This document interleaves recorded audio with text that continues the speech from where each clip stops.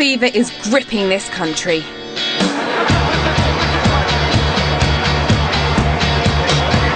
The World Cup is coming to South Africa because of one man. A man who stands for peace, equality and freedom. That man is Nelson Mandela. I've come here to South Africa to find out how he's transformed this country from international villain to a global superstar player. How did he do it? And what can Nelson Mandela's life tell me about being human? Nelson Mandela! For me and millions of people across the globe, Nelson Mandela is the greatest man alive. Where human beings are being oppressed, there is more work to be done. It is in your hands now. Everyone, including the most famous celebrities, want to get close to him. But what did Mandela do to get such an incredible following? I'm travelling across South Africa to unlock the secret behind the Mandela legend and to find out how he transformed this beautiful country. Along the way, I try and score on the rugby field. Yeah! Woo! Witness a raid on one of the world's most dangerous streets. There's a lot of guns. I get up close with some of the junior Mandelas. My grandfather definitely was the strictest grandfather in the world. And even meet people who found love because of him.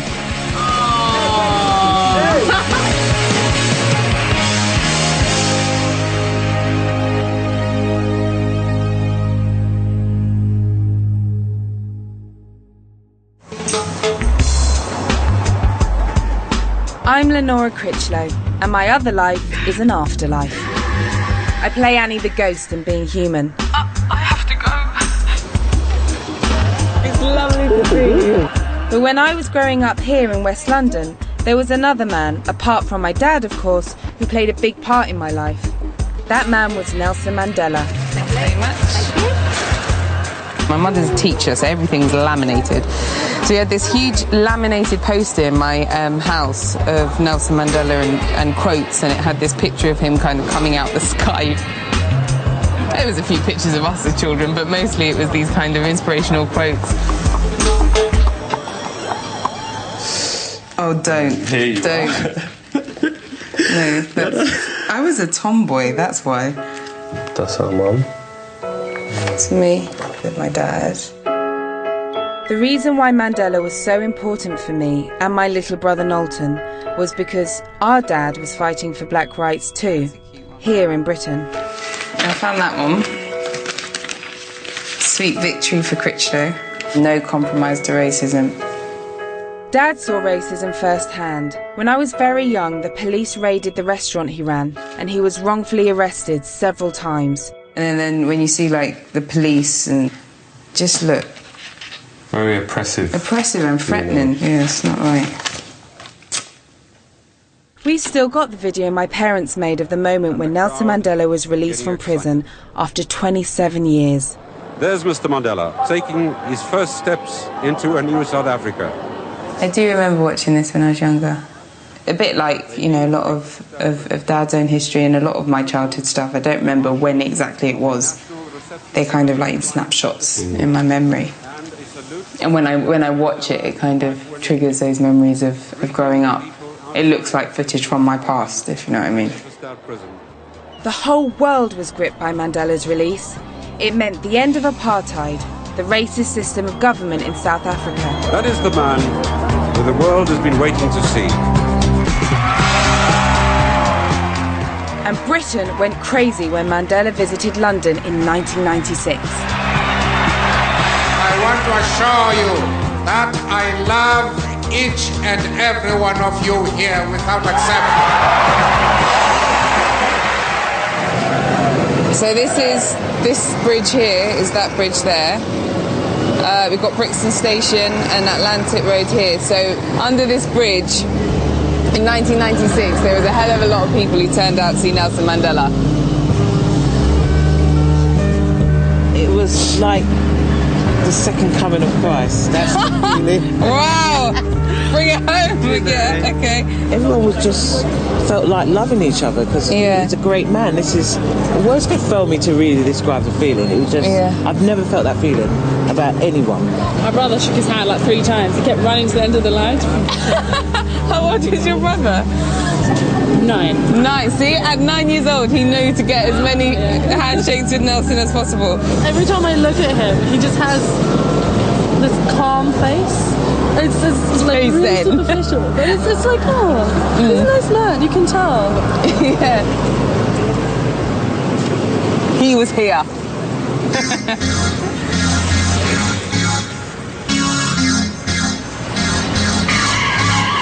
Listen to the music. Most of us love Mandela from a distance, but what about the people who actually know him? I'm off to meet Sir Bob Geldof. And straight away, he's revealing there's another side to Mandela. There's so many people well, he's got to fancy you no end, even though he's 967 or whatever age he is. You know, he's got to come on, like, you know. My word. Well, if he does, it's Nelson Mandela, I would like there you go. Fly home just on that. But the thing is, you actually do want to. I know it's crap, but he's sort of cuddly, you know. I mean, it's so bizarre that in my life I get to know someone like Mandela. I mean, you know, and you know, people say who's the most, you know, you've met all these people, who's the most impressive person. It's a terrible cliche, but without a shadow of a doubt, the most impressive person I've ever met is Nelson Mandela, you know, because he's a great guy, he's very funny, he wears seriously happening clothes, adores women, loves kids, you know, I mean, what's there not to like in this guy, you know? It's time for me to head to South Africa for the first time ever. I can't wait. But I'm also a bit nervous. Everyone's told me my life's going to get changed. So, change is good.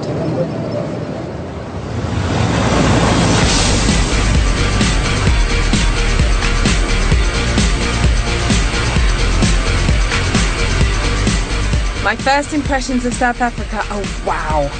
No wonder so many people come here on holiday. And in just a few weeks, hundreds of thousands of football fans will flood here to see the World Cup.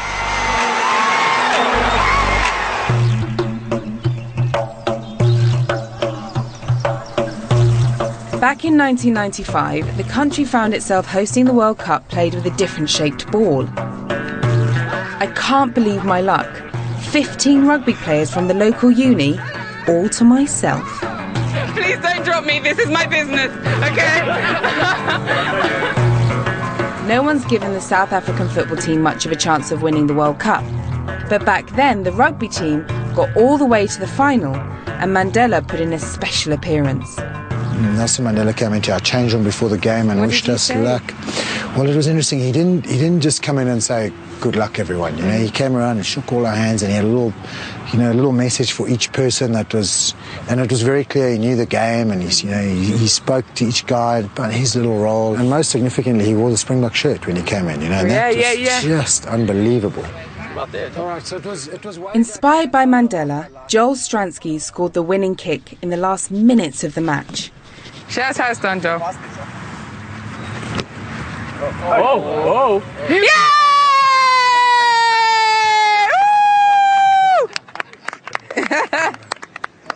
So just like that, basically? Pretty much just like that. Do you remember the day, remember the moment? Like, if you shut your eyes, can you just hear...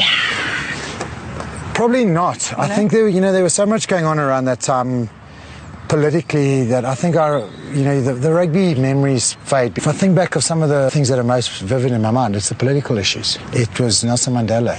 It was, the celebrations afterwards and people of all different cultures and races celebrating together. And there's no doubt that at the time the nation did unite around us. And absolutely. It wasn't because of us, the rugby players. It was because of Nelson Mandela. That was really... I'm right here, guys. At the time, rugby was seen in South Africa as a sport just for the whites. Things are very different now. token white guy. There's always one. As I understand it, and correct me if I'm wrong, the fact that you're the token is actually quite a new thing, in the sense that it used to be a white man's game. Is that true? It's not completely true, because there's a lot of rugby played by black people. It's just that it was never in the limelight. Much as I'm like the only white guy on the team, I enjoy playing for this team. I love it. Yeah. But you know what? At the moment, it's not really a colour thing. No. A racing. No. Which is lovely. Isn't that nice? It's a sport. That doesn't come into it. So here's my next question, big question, is what does Mr. Mandela mean to you guys? You know when they say someone's a father figure to you, and you don't even know that person? That's Mandela. Everyone has a role model, you know, and I think every child in South Africa would say it's Mandela. You know, that's my side of it. Basically, he's the father of a nation. Like as he said, I mean, he's the father figure for everyone in this country. Black, white, Indian, colour, doesn't matter. He's the father of our country, and that's how I see him. So you like the guy, basically? We love it. In a nutshell, yeah, he's all right, isn't he? In a nutshell. This is a hot scrum, guys. Thank you for inviting me in. It's been moving.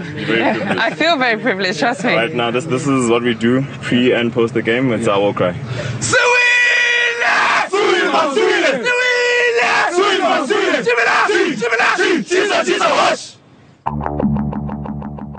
When Nelson Mandela was a young man, South Africa was a very different place. White people, who make up less than 10% of the population, ruled the country. Racist laws made to keep blacks separate from whites meant black people had to live where they were told and couldn't even travel without permission. If the police stop an African and he has forgotten his book of passes, they put him into jail. Blacks were separated from whites in everyday places like beaches, schools, hospitals and buses. Black people didn't have the vote and were third-class citizens in their own country. And if they complained, they were dealt with, often brutally. In 1960, at a place called Sharpeville, police shot dead 69 unarmed protesters. This terrible massacre helped convince Nelson Mandela to become a freedom fighter. He set up the armed wing of the government's main opposition, the African National Congress, the ANC. And so the white government threw him in jail. You can set me free or bang me up. Just stop torturing me, tell me what you're gonna do. I'm heading to the island prison where Mandela served most of his 27 years inside. You can set me free or bang me up. Robben Island was a maximum security, black-only political prison. Life there was very tough. Hard manual labour was part of the punishment. If I was on my way here to be imprisoned on an island, I'd be absolutely terrified. I think I'd be very tempted to jump ship.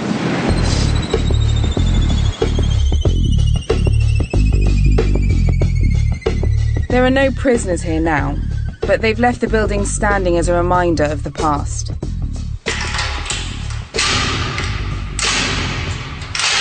There's a master key. It opens, closes twice. I say I'm doing it gently. During the prison time, they will really make some serious noise, because the idea was always to affect you here. You want to come in? No. No, come in, please. No, I do. Come in. Mandela is a very tall man.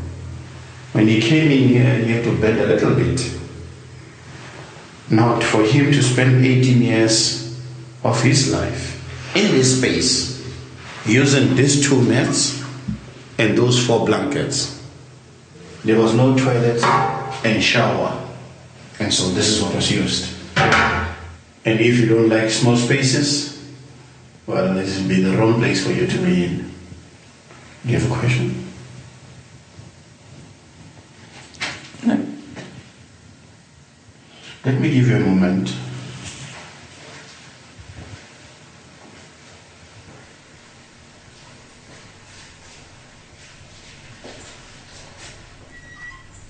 Standing here, in Mandela's actual cell, it all starts to feel so much more real and so much more cruel. Almost 20 years in a place this size. How could anyone cope?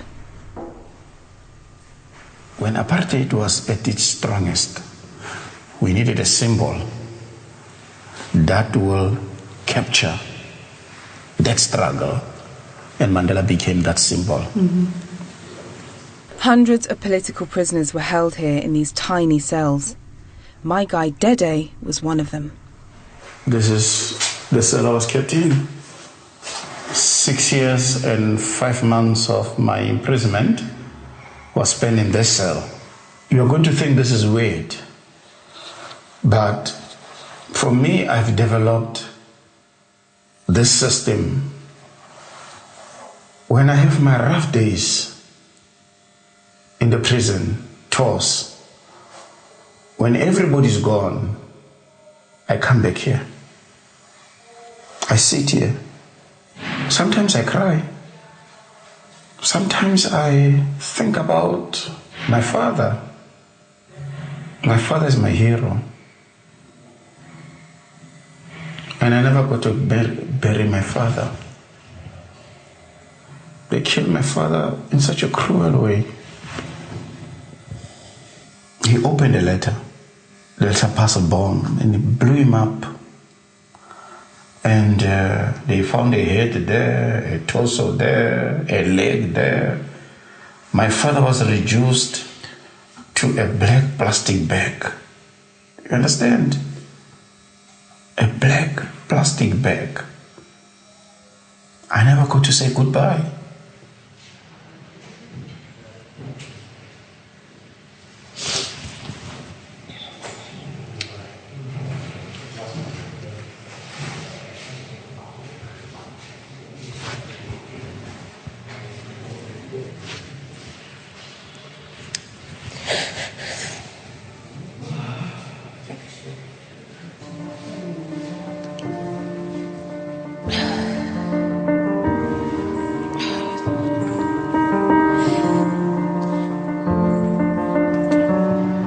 Dede, you are a brave man. My father's my hero too. Yeah? Went to prison too. Okay. He's still alive, but he's ill. Oh man. But I just, like you say, Mandela is the name and the symbol, but there's so many men, and you just think, that these just cheap life. Yeah. I understand. A black life, African life is so cheap. That's the thing. That's the thing.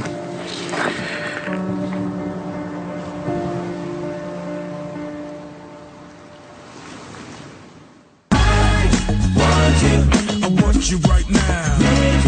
I need you right now. This is Loyiso Bala, a double platinum selling massive South African star.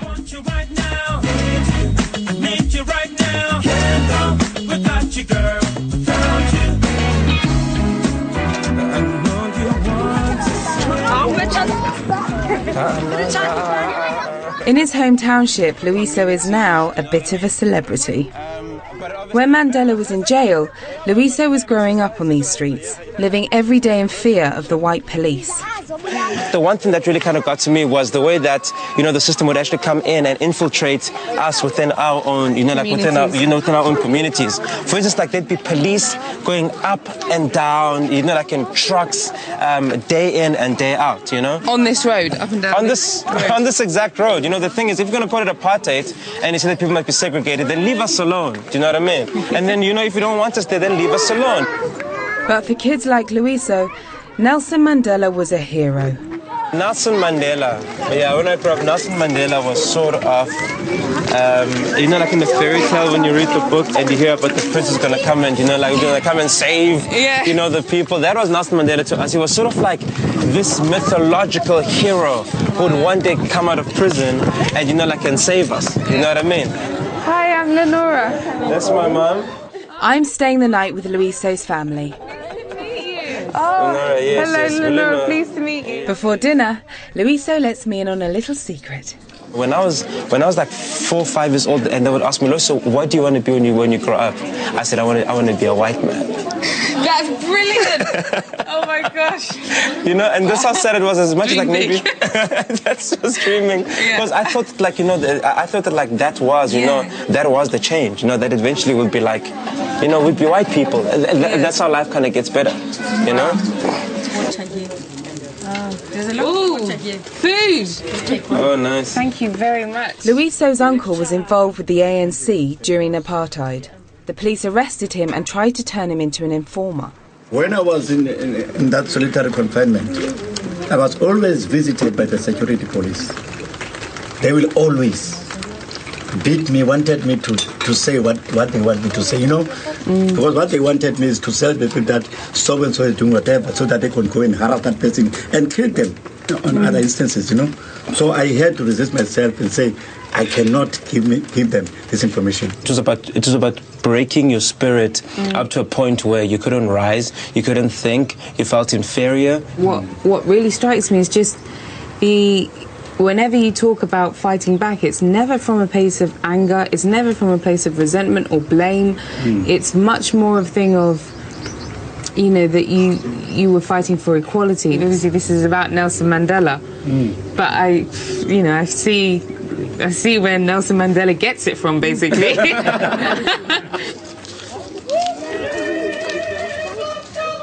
As the sun went down, I found out where Luiso gets his musical talent from. Just now I was really flagging, and then this music came out of the garage of the house we're staying in. And I went outside, and the choir rehearses in the garage every night. And this music just went straight to my core, and just it's like an injection of, I don't know, I've never taken Pro Plus, but like Pro Plus, it just invigorated me. And it really kind of sums up how this place is. It speaks straight to my heart and my soul, and it challenges me. It challenges me to challenge the way I think.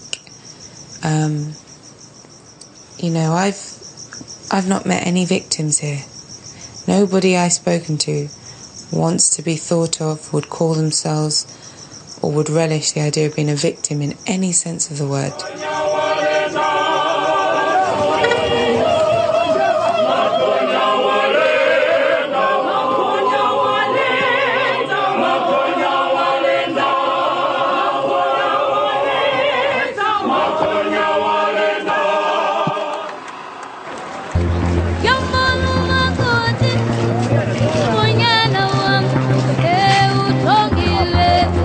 When Mandela was released from prison in 1990, South Africa turned into one big party. People had been waiting for years for this moment. But the moment passed. Almost immediately, the country plunged into bloodshed and violence. Some white people hated the idea that Mandela had been set free. And some of South Africa's rulers deliberately caused violence between the country's different tribes, with shocking results. They used to form these columns, almost like the houses. And as a young journalist, Tandika saw the worst of it. You see this machete that was very typically used by migrant laborers, like the men who are around us now. This kind of violence was typically called necklacing. Here you see a man aflame. And how it was done is that people would put a necklace over somebody and then ignite it. So it's divide and rule, and it's divide and rule of the most vicious type. Yeah. To make it look like black on black violence. Yeah.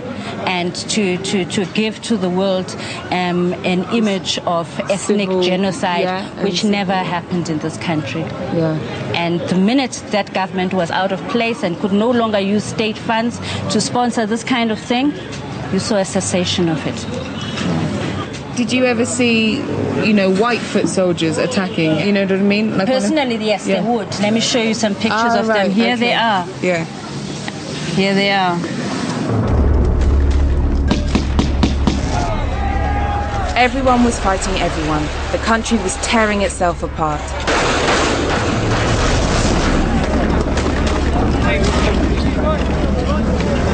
You people, let's get out now very quickly, okay?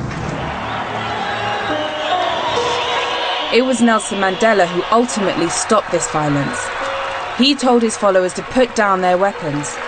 Take your guns, your knives, and throw them into the sea. I cherish the idea of a new South Africa, where all South Africans are equal.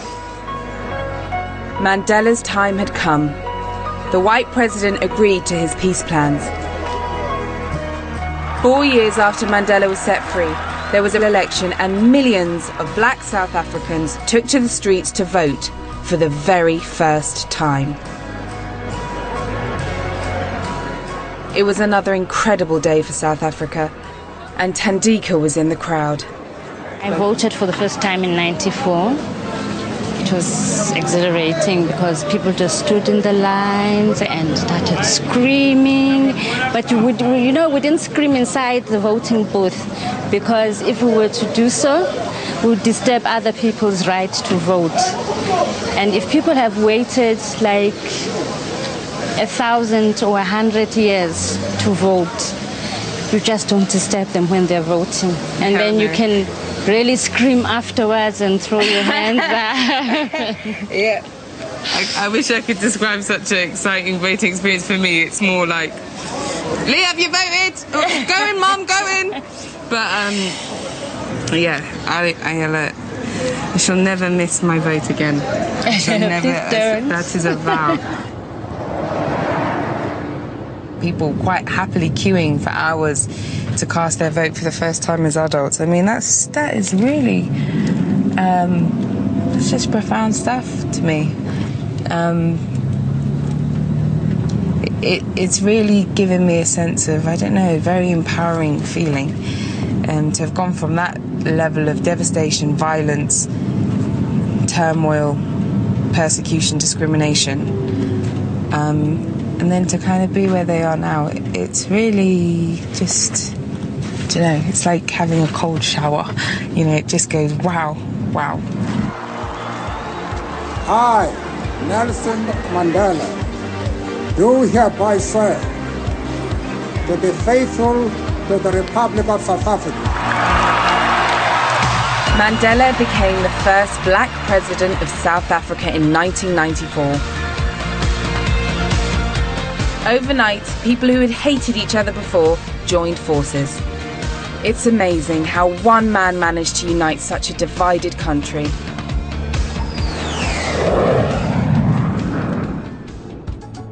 But there's another side to this incredible man, his family. Nelson Mandela lost 27 years in prison, but he still found time to have 3 wives and 6 children and 27 grandchildren. At 91 years old, he doesn't do interviews. So today, I'm meeting the next best thing, one of his grandsons in Durban. He even looks like him. We're outside one of the prisons that Mandela was held in. Nice to see you. How are you doing? I'm good. How you doing? I'm okay. How is he like as a grandfather? Is he hands-on? Not much hands-on, but whenever you meet him, he'll always ask you what you're doing. He's always interested. And what was your earliest memories of him growing up? He was very strict, and he used very unconventional ways to try and instill some sort of discipline. I remember I lost my jersey, school jersey, twice. And obviously he was angry, and he was like, you don't have any value for things, you're very careless. Today you must sleep outside, you know? So basically... Sorry, I like that. Sleep outside. Yeah. Did you lose your jersey again? Nah. Job done? Sleep outside. Wow. Did he ever raise his voice? Did he ever... Sometimes he'll be in a good mood, and he'll be, telling stories one after the other. Sometimes he'll be just in a bad mood, foul mood, and he won't talk or say anything. And when he does talk, it's like, it's very stern, very hard, Mandela's family is part of a traditional African tribe, which has an extreme way of turning boys into men. You know, we, also men, we don't get circumcised at birth. Okay. So we get circumcised around about the age of 18. And we go to a mountain. It's like a sacred place for men, and only a man can discuss it. And I'm not even allowed to say, especially to a woman, it's even worse speaking to a woman, because then totally respect you get the worst luck or anything. You can imagine, you're going to get circumcised, no anesthetics, no conventional medicine or drugs. It's pure herbs. So you are getting cut with a hot spear that's been chilling in flame with hot, sharpened, and you get treated with natural herbs. And as you can imagine, you have to be a man to go through that whole experience for a month. Yeah, I'll say. But if you want to know more about it, they breed their men tough here in South Africa. Maybe that's where Mandela gets his strength from. Before, it felt like I had an almost animated cartoon version of him in my head, and now getting to know him, I'm not, the amount of respect and admiration for him is not at all being, is not wavering or, I'm not sure now. I'm growing in appreciation because he is becoming that much more real to me. In 1999, after 5 years of being president, Mandela stepped down. He was 80 years old and thought that younger people should be running the country.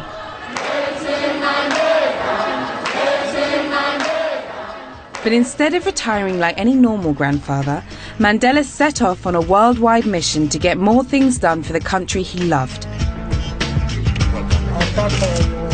He used his image and his personality, including his unique taste in shirts, his charm and his celebrity friends, to persuade world leaders and people like you and me to support big causes like Make Poverty History. In this new century, millions of people in the world's poorest countries, they are trapped in the prison of poverty. But for Mandela, his biggest campaign of all is also very personal to him. AIDS. You young people, HIV doesn't just happen like getting a cold. Millions of people have died of AIDS in South Africa, including Mandela's own son.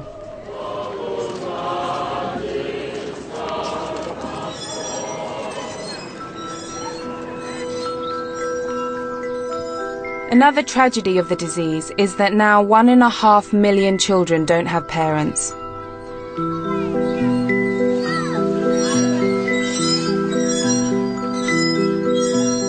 This orphanage, like hundreds of other outreach projects, is part funded by the Nelson Mandela Children's Fund. You take them as your children. You don't take them as other person's child. You know that this is my child, and that one is my child, and that one is my child. You teach them the same way. Nsifo is one of the many carers Mandela helps pay for. And so far, Nelson Mandela's raised £50 million to improve the lives of children, involving celebrities and his entire family in the process. Meet my second Mandela grandson, Kwaku. For a long time, not just within our family, but within this nation, there was a certain belief that HIV and AIDS was a poor man's disease, and it really proved that it wasn't. It struck us all, and I think for us, the key was not, to kind of sweep this under the carpet and act like this hadn't happened. Was to show people. And again, I talk about my granddad trying to lead by example. Losing his only, or his last son, and having the courage to, sit there and tell the world that, he died of HIV and AIDS. And it was hard because a lot of people, wanted to share in our suffering. I remember, my uncle's funeral and how massive it was, how many people came to it. And it was endearing because you see this huge amount of support, but at the same time, you feel that you do want to have some sort of privacy. Yes. AIDS has touched almost every family in South Africa. What about your hair? But fewer people are now being infected. And for me, this place is not sad. It's surprisingly full of hope. Can I get a big hug from everybody? I have to go now. I want to go. Oh, yeah. Thank you you so much. Oh. Squeezed with love.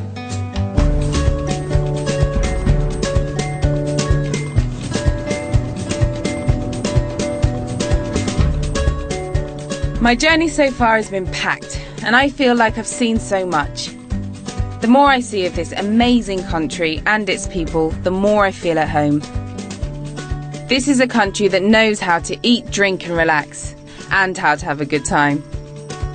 It's funny, you know, sort of one of the very standard ideas that come with Africa is the idea of kind of, you know, starvation. Listen, every other place to stop, there's some serious barbecuing going on. So, just for today, just for here, no one's going hungry. Time for a night off in one of Johannesburg's exclusive nightclubs.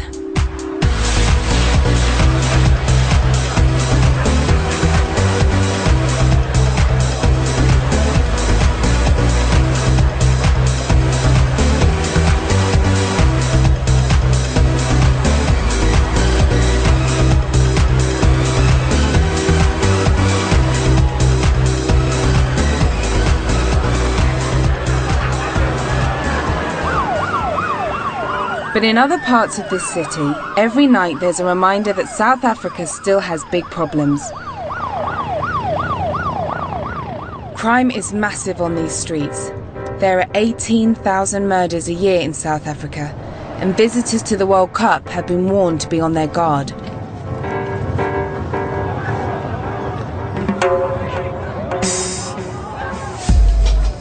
I'm heading for a township called Alexandra. It's got a pretty scary reputation. It's not safe for outsiders to drive here at night, let alone get out of their cars. So I'm joining the police on patrol.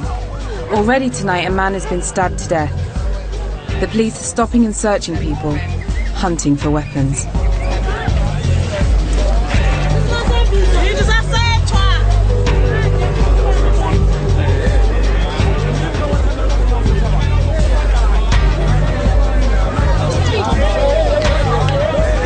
What's quite alarming about it is the route that we just took. I mean, the police presence was very, very heavy. There's a lot of cars, a lot of vehicles, a lot of guns, a lot of bulletproof vests, and a lot of heads. Like, the manpower was a lot. So kind of is a reflection of how, you know, severe the crime is, if that's the counteraction, if you know what I mean. I've noticed the police are not going down any of the side alleys off the main road, and they are staying very close to their support vehicles at all times. It suddenly feels very tense. They're raiding this bar looking for knives and guns, and a man is arrested. The whole area feels very on edge. This is a totally different side to South Africa.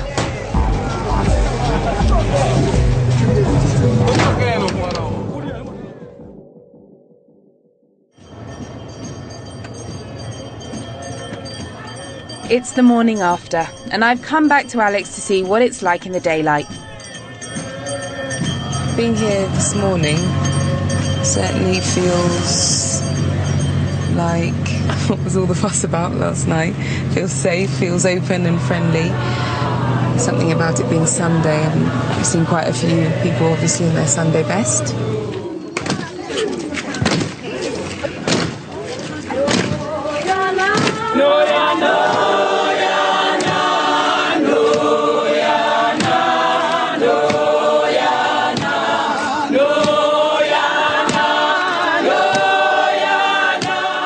The sense of community here feels very strong. So why is there so much violence in this neighbourhood?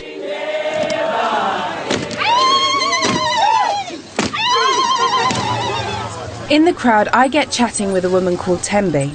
She knows all about the crime on the streets. December, and this guy came with a gun, and he said, "Give me the phone or else I'm gonna shoot you." I remember seeing there was one guy, I think he didn't know anything about this area. You know, you would get like you guys, you would come here, but he was coming from like another region. I saw these guys, they went to him and then he had a bag. They took his bag and they shot him. They killed him, just like that. Tembe offers to take me down the alleys the police didn't want to patrol. Everybody here, they all share this toilet, all of them. Over 1 in 4 black South Africans are unemployed, and half the black population lives on less than £3 a day. There's more than 10 people in this house. Oh, that's a party. Where's their water? Where do they have a water They use supply? the toilet that I showed you. It's got a tap. We go further into the maze of shacks and slum houses. Tembe tells me 50 people live in this building. More than 5 people sleep here. Yeah. You see? And then each room it's separated with these sheets. Yeah. So there's still more that side. Oh, okay, there's more. But you can't, I don't know, it's very dark. And they're renting this place. Okay. Surely it's this poverty that's behind the massive crime problem. The 2010 FIFA World Cup will be organized in South Africa. Nelson Mandela was the centrepiece of the campaign to bring the World Cup to South Africa. There will be 32 nations taking part, and millions of people will flock to 10 stadiums across the country. Everywhere I go, I can feel the excitement. Football is a huge passion here. But Nelson Mandela hopes that, as well as an amazing month of international football, the World Cup will bring badly needed money into the country, giving South Africans new jobs, new roads, new businesses, and a new hope for the future.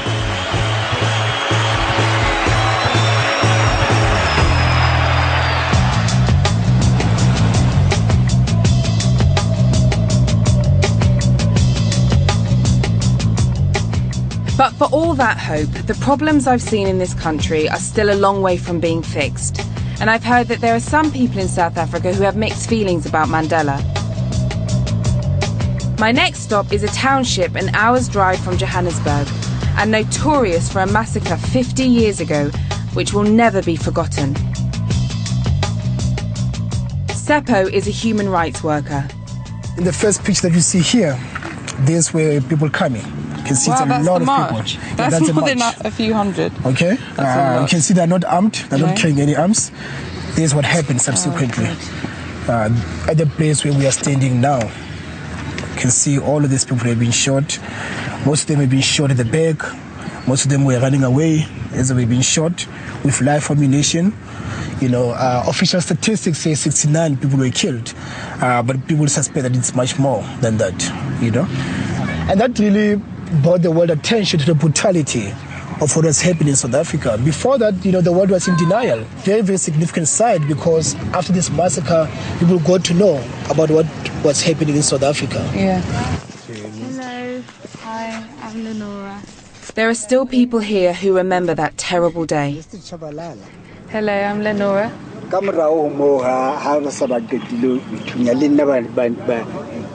Oh, so he was shot here, where you can see the stitches. The individuals who carried out this massacre have never been brought to justice. As part of Mandela's peace plan for South Africa, many horrific crimes on both sides, black and white, were forgiven. When Mandela came to that power, we thought it will have some meaning to us. I'm still angry even now, because what benefit did we get? Nothing. Even now, I'm still like this. I don't have job. we are just nothing. To our surprise, the perpetrators were given amnesty.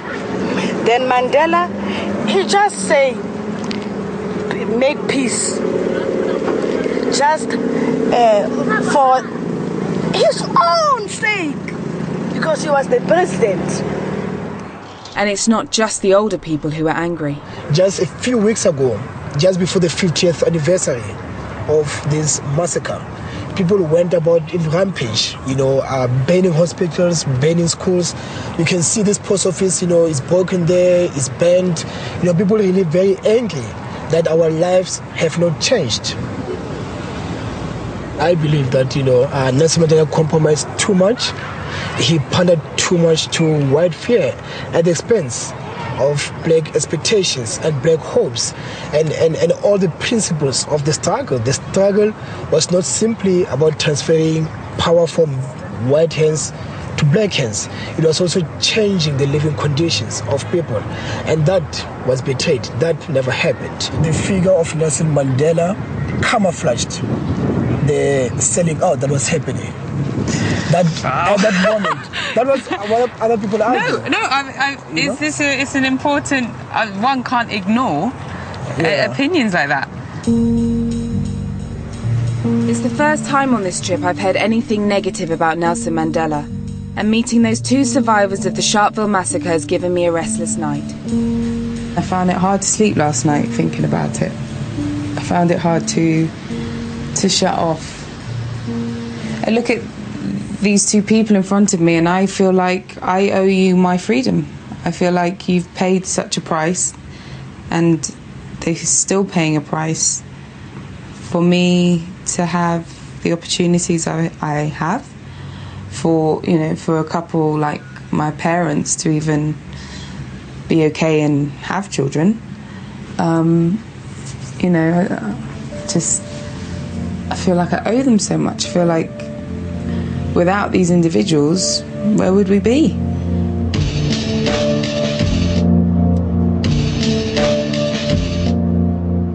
It seems a shame these people who Mandela's worked so hard to help now feel let down. But I'm finding out this is a complicated country. He, Mandela the man, is becoming a lot more three-dimensional, a lot more real. And that brings with it the flaws, the things that aren't finished, and perhaps some of the things that weren't done so well, if I can say that. Or the mistakes. We all make mistakes. And some black South Africans think the biggest mistake Mandela made was leaving huge amounts of money in the hands of the whites, instead of spreading it around. It brought peace and economic stability to the new nation, but not the equality that Mandela may have wanted. I'm heading to rich white South Africa. Many whites now live in ultra-secure compounds because of the high crime rate. And despite their wealth, a few of them are very unhappy with the new South Africa. Hello, Joe. Yes. Hi, Joe. I'll let you open up your... Very secure. Hi, I'm Lenora. Pleased to meet you. Pleased to meet you too. They weld these bolts to the whole system so that they cannot be taken off the wall. And we have lights here. We've got lights over there, everywhere, just to make sure that there's nothing hiding in any corner. And you're in a gated community. I mean, seriously, this does look like prison bars, doesn't it?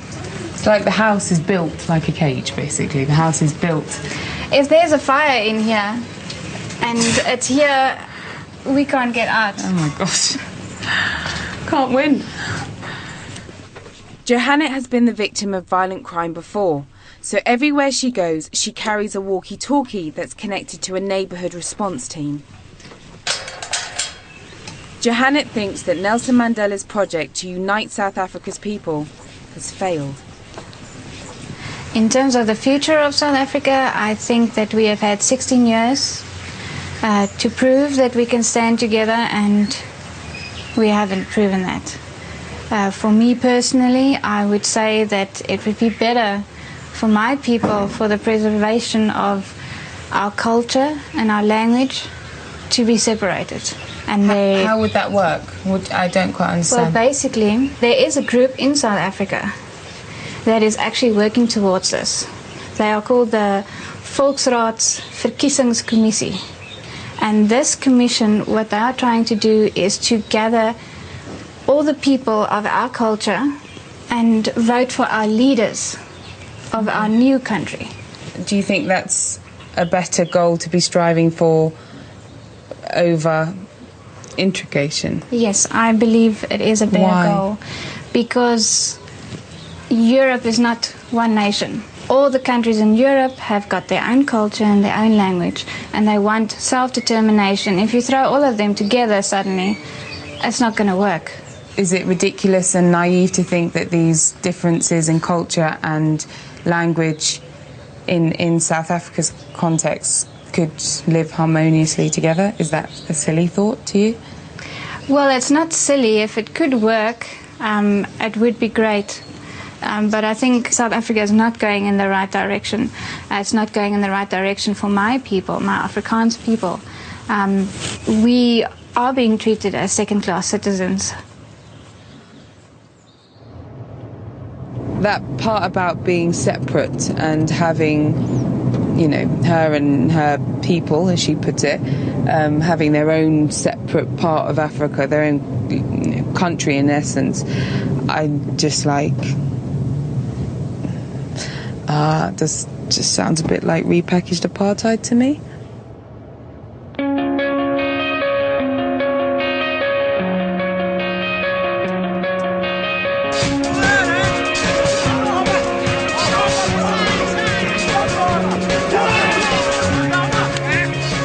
Next day, I head to Soweto, a world-famous black neighbourhood, to meet a South African family who sum up Nelson Mandela's hopes for the country.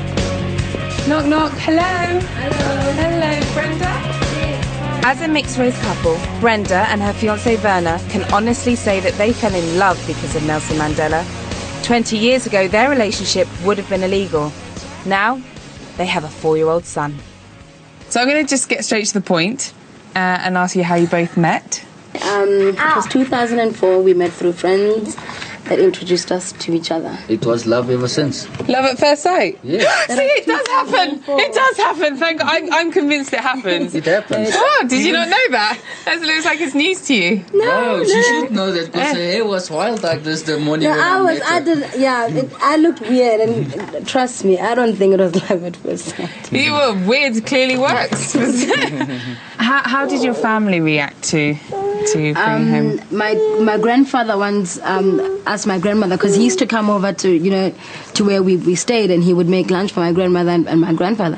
And my grandfather once asked my grandmother, "Did you ever think a white man would be making you lunch today?" And she was like, "No, she never thought it was going to happen." Yeah. Can I ask what you guys think of Nelson Mandela? I think he's a great man. Mm-hmm. He spent 27 years in jail for me.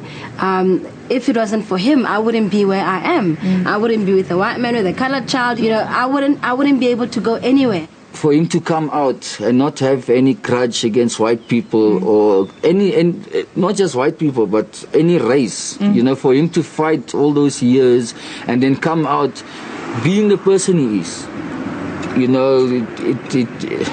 there's no words for how great Mandela could be or how great he already is.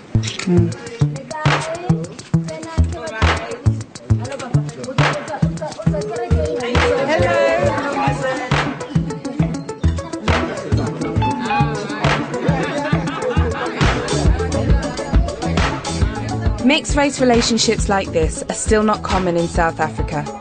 But I'm pleased to say that most of the people I've met on this trip see nothing wrong with them. And that shows just how far Mandela has brought this nation in 20 years. This place still does have some serious problems, but I'm hopeful, really hopeful for the future here.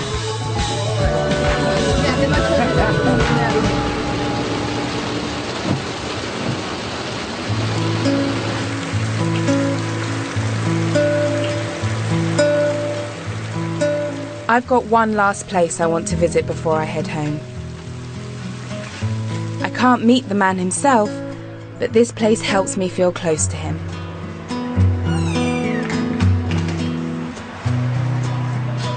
It's the house Nelson Mandela lived in before he was arrested, and the home he returned to after his release. It's actually really nice to be quite still in this place, and that the rain coming down is something very calming and soothing about it, something very brings it alive, really, brings this place alive. I think it helps that I have a very vivid imagination, and I can imagine this place being alive with a family. I think it just really brings home the fact that he was just an ordinary guy. He's done something pretty extraordinary. It's been a long and emotional journey for me. Mandela has achieved so much. He's ended apartheid and avoided civil war. He's forgiven the people who put him in prison, and he's given hope to oppressed people all around the world. Yes, Mandela may have made mistakes, but we all do. For me, coming here has convinced me that Nelson Mandela really is the greatest man alive.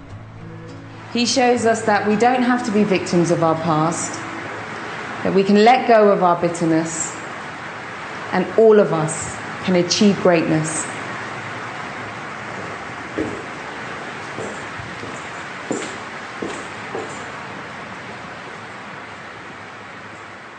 Free, free, free, Nelson Mandela.